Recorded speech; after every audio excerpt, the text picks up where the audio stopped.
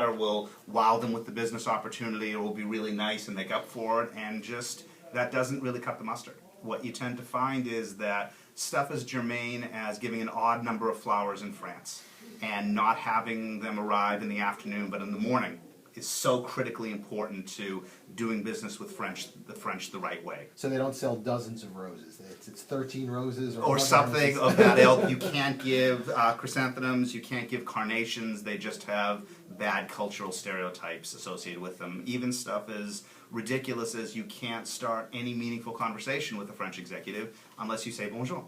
And we forget that in the States. We figure, we've known each other, or we have emailed in advance, and it's no big deal. That's not the way that you do business there. Carnations I can understand. My wife never accepted carnations.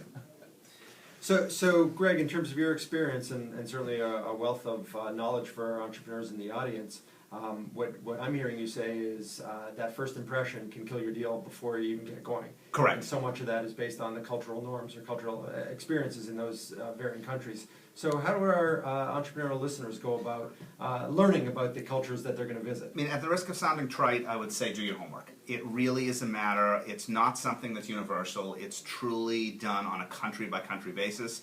Even though you would want to assume at first blush that a lot of the Asian cultures are the same because they're in the same region, that couldn't be further from the truth. What is going to be successful in Japan just isn't going to work in China.